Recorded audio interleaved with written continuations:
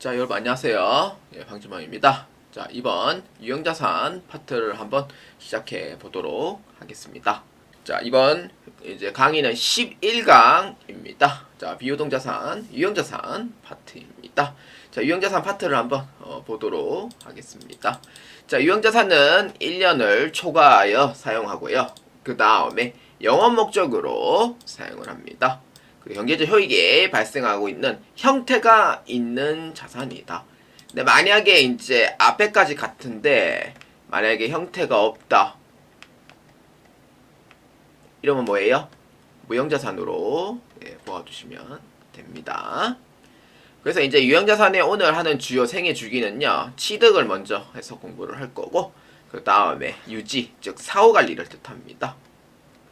그 다음에 감가상각 12월 31일자에 하는 내용을 할 거고 마지막에 이제 처분 폐기까지 하면은 유형자산의 이제 시작부터 시작을 해서 이제 마감이 되는 그러한 이제 순환 시기를 한번 보도록 하겠습니다.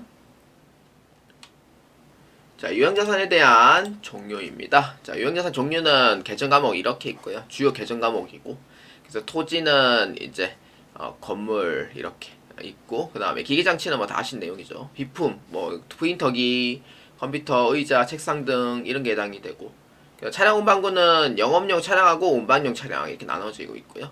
기계장치는 뭐 이렇게 이제 제작을 의뢰하는 거 건설 중인 자산으로 보시면 돼요. 근데 여기서 목적은 뭐예요?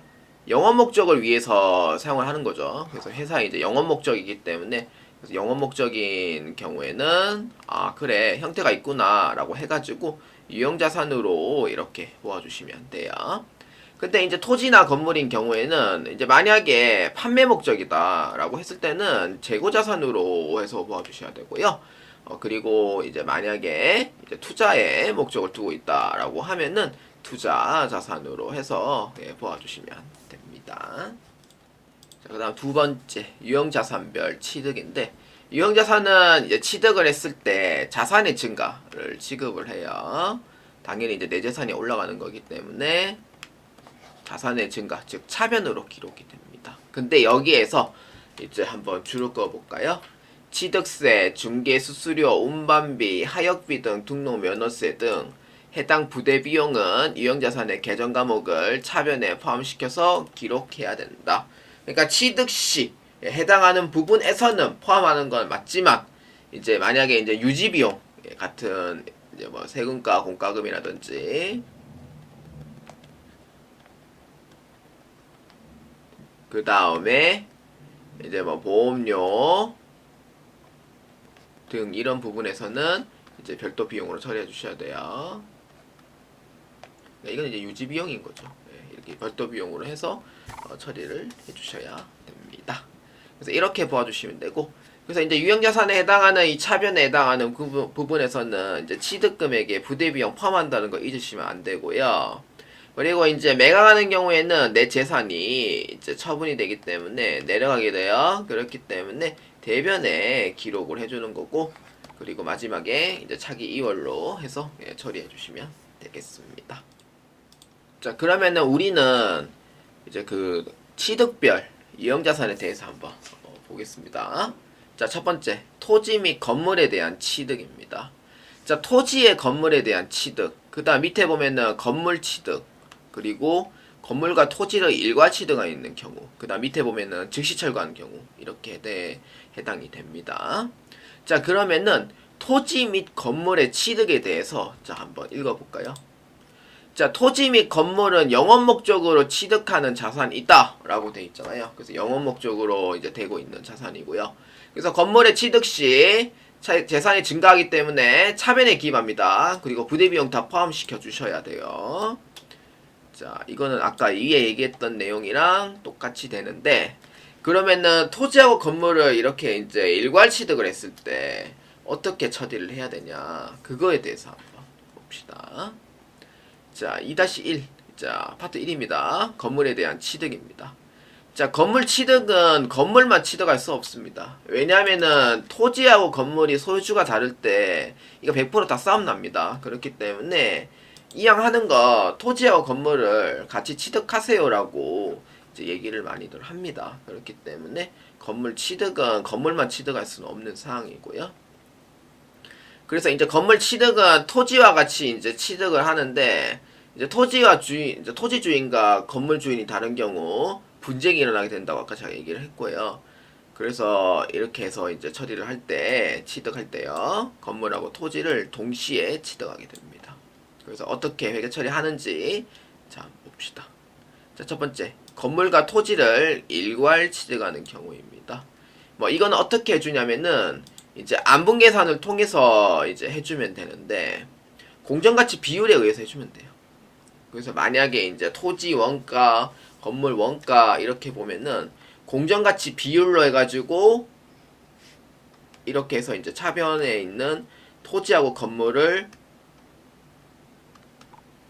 나누어 주시면 돼요. 그래서 이렇게 해서 처리해 주시면 됩니다.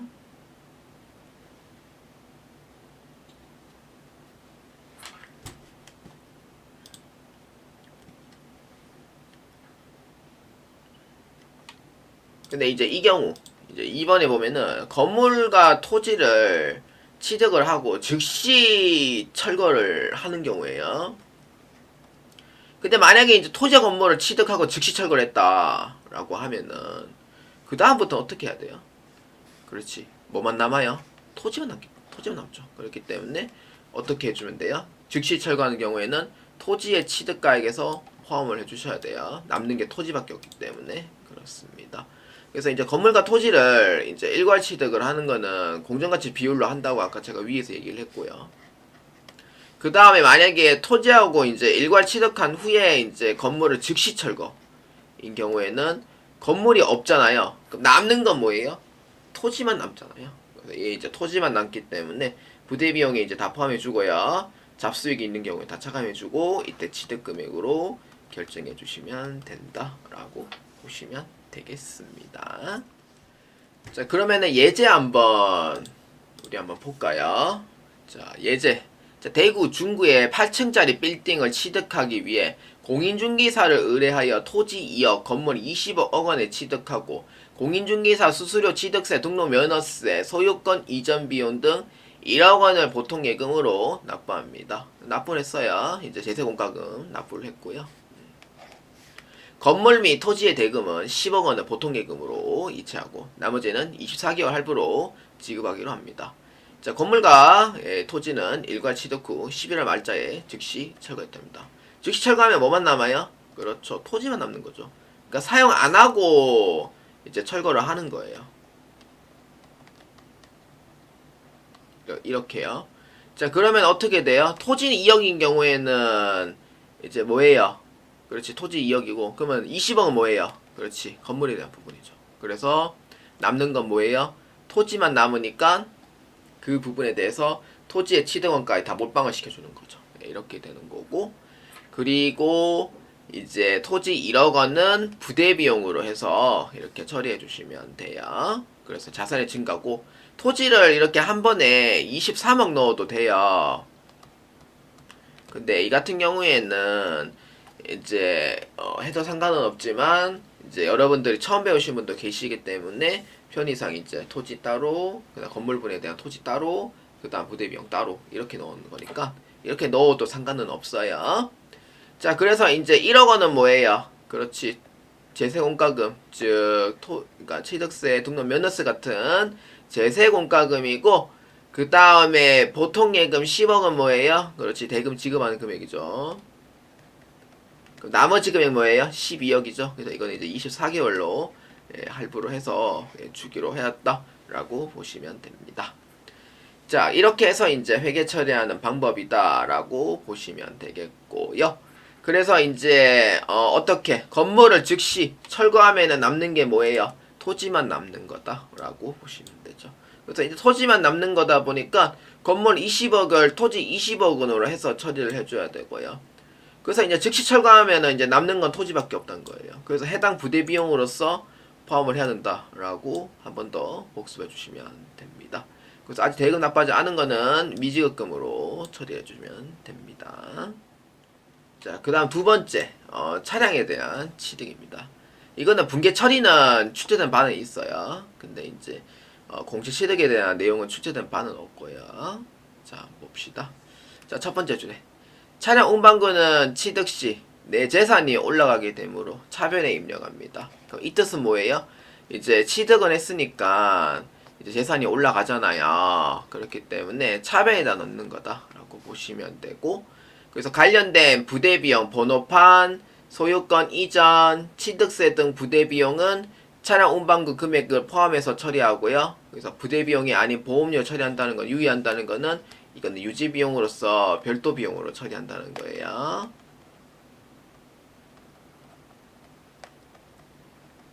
이렇게요.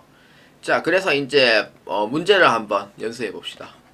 자, 영업 목적의 차량이 필요하게 되어 포토트럭 1톤 2천만원에 취득하고 번호판 소유권 이전 취득세 등 100만원은 보통예금으로 이체합니다. 차량은 할부 36개월로 하기로 했대요. 자, 그러면은 차량에 대한 부대비용 어떻게 한다 했죠? 그렇죠. 포함을 한다고 했기 때문에 차량 운반구 앞에서 포함을 시켜주면 돼요. 자, 그 다음에 대변에 이제 보면은 아직 지급하지 않은 돈이기 때문에 미지급금으로 처리하고, 그리고 취득세도 100만원은 보통예금 이체했기 때문에 대변에다가 처리해 주시면 되겠습니다. 이제 그러면 남는 거는 이제 다시 할게요. 자, 그러면은 이제 공채를 취득했을 때는 어떻게 될까? 자, 이거를 한번 보도록 합시다. 차량 취득 시 공채를 같이 취득하는 경우에요. 자, 여기에서 이제 줄을 한번 그어볼까요?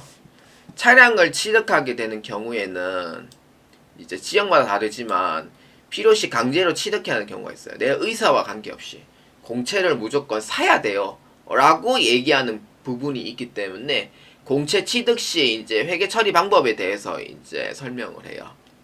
자, 그렇기 때문에 차량 취득 시 공채는 최소 기간이 5에서 20년으로 다양해요.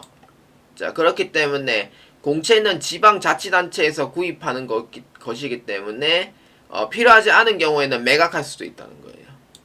그러니까 매각은 언제든지 가능해요. 보유하다가 이제 만기 전에 이제 하는 것도 가능하고요. 자, 그렇기 때문에 지금 여기서 이제 중요한 파트예요. 액면금액 기준으로 공정가치로 계산을 하면은 이때 회계 처리는 어떻게 하냐면 단기매매 증권으로 처리해요. 근데 이제 뭐 단기매매 증권으로 해가지고 이렇게 단정 지을 수는 없고요. 뭐 어떤 경우에는 매도 가능 증권으로 처리를 해야 되는 경우도 있고요. 뭐 어떤 경우에는 이제 만기 보유 증권으로 처리해야 되는 경우가 있어요. 이렇게요. 그래서 이렇게 해서 이제 처리를 하고 나머지 차익은 어떻게 하면 돼요? 차량 운반구에 다 녹여주면 돼요. 그래서 이렇게 두 가지를 꼭 잘 기억해 주시면 됩니다. 자, 그렇기 때문에 이제 예제를 통해서 한번 봅시다. 자, 영업 목적의 차량이 필요하게 되어 포터트럭 1톤 2천만원에 취득하고 공채를 내 의사 관계없이 강제로 취득을 했습니다. 그러니까 액면 금액은 30만원, 30만원 지급해 준 금액이고요. 근데 이제 우리가 이제 공정가치를 보아하니까 24만원이고요. 그 나머지 금액은 뭐예요? 차량 운반구에 다 포함시키는 거죠. 그러니까 공채 취득은 이 두 가지만 기억해 주시면 돼요. 그렇게 어렵지 않으니까 이해하는 데는 그렇게 괜찮고요. 자, 그래서 이제 보통 예금으로 해서 이체를 합니다. 그래서 공정가치 리콜 매도가능 증권으로 처리한다고 명시가 되어 있습니다. 그렇기 때문에 이제 공정가치에 대한 부분은 매도가능 증권 처리하되 나머지 금액은 이제 부대 비용으로서 포함시켜주면 돼요.